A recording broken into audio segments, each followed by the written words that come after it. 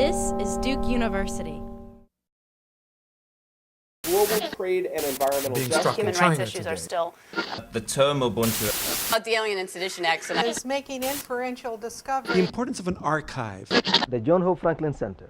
So the question I'm raising in this brief talk is how vulnerable is the Moroccan monarchy to the seismic shocks we're witnessing that have swept the Tunisian regime and are putting the Egyptian regime to the test.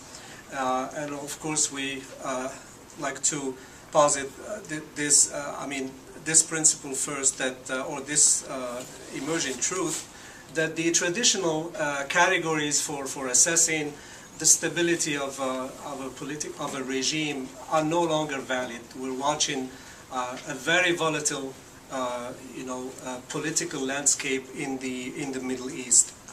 But we can still recognize these new tools, these new, what I would call weapons of mass mobilization, Facebook and Twitter, and how they have brought about the changes we're witnessing.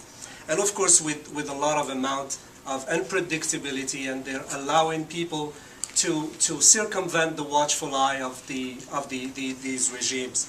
The other factor which I can posit here is, of course, which has been talked a lot, in diagnosing, issues with development and with the Middle East in general, the Arab Middle East, is the demographic bulge, the youth bulge. Of course, more than 1/3 of the population is constituted of people under the age of 30. And in the case of Morocco, for example, and also in Egypt, a lot of college graduates who are unemployed. So if you add unemployment to corruption, and to, of course, the general dismay and disillusionment about the failed promise of globalization, and they have watched how these regimes have opened up to foreign investors and to almost like a neo-colonial onslaught of their countries. And I'm talking here in Morocco, for example, in Marrakesh, there's right now, just in the last 5 years, about 40,000 French people who are settled and invested in Morocco. But the truth is, as Thomas Friedman told us, that rising tide will lift all boats. In other words, as long as the rich get richer, that their prosperity will trickle down to the poor. It did not happen. And so, now, in the case of Morocco, I'm just going to talk briefly about the pluses and then the minuses in the record as when King Mohammed VI took over from his father. So overall, Morocco is rated, by organizations that monitor human rights violations, and like Human Rights Watch, Amnesty International, as I wouldn't say the most democratic, but let's say the least autocratic in the Arab world, and for the reasons that I'm going to mention here. So King Mohammed VI, when he took over, he came after the reign of his father that had been signaled by, of course, there is this association about, of course, with the lead years, what is called the lead years.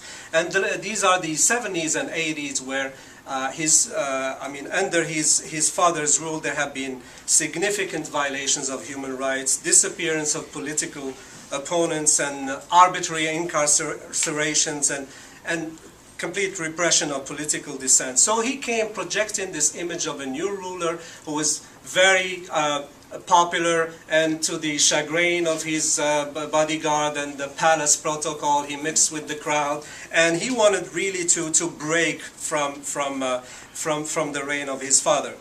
So he created the Truth and Reconciliation Commission, which investigated the human rights of his father, to the liking of the Moroccan people. But and of course there was compensation to the families of the victims. But again, there were limitations because the perpetrators of those human rights violations were never brought to justice. And next, he of course took a bold move, even if that drew a lot of opposition from Islamic parties, which is some constitutional reform, especially for the family law, granting more rights to women.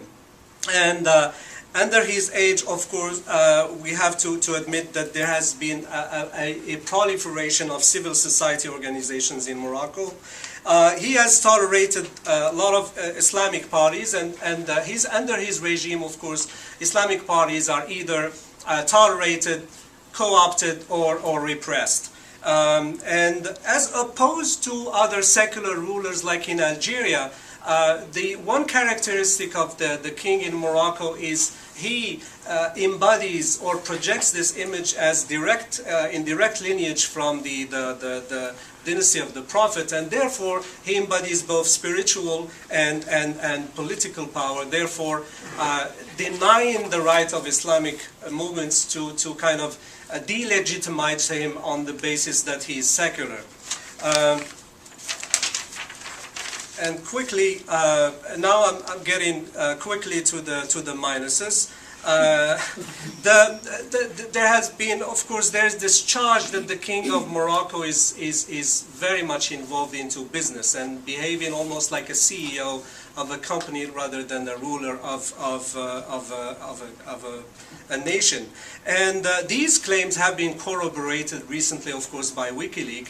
And some journalists, and of course after that we have seen that there has been a gradual erosion of freedom of speech in Morocco, and we have seen that a lot of journalists have been incarcerated and have received heavy fines and paid heavy fines, their equipment confiscated, and heavy sentences too, just for daring to criticize the king or the ruling family.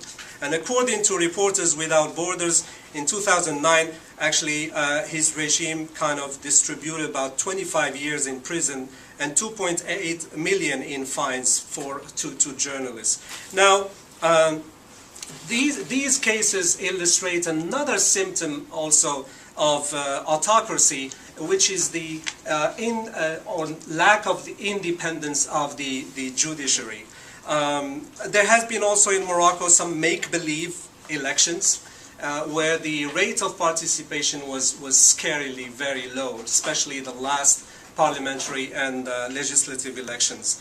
And there's of course a disillusionment with the electorate about the importance of casting a vote, because they know that their voice is not going to make any contribution. It's not going to be conducive to change.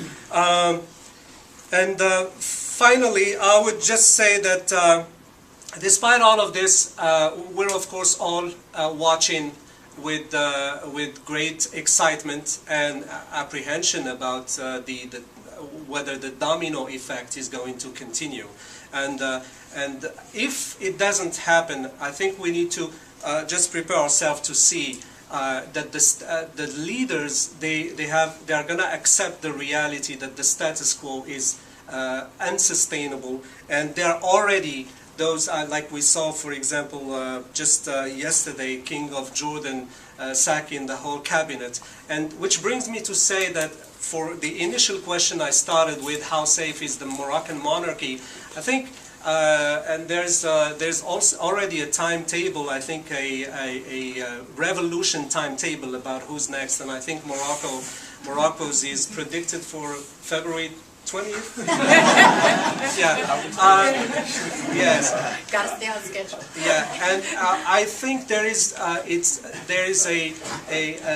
it's deeply rooted in the Moroccan collective psyche. There's this attachment to the person of the king. So what I would predict is there would be demonstrations, there would be a big movement for change, but I don't think they're gonna be as radical as asking for overthrowing the king. Produced by Duke University. Online at duke.edu.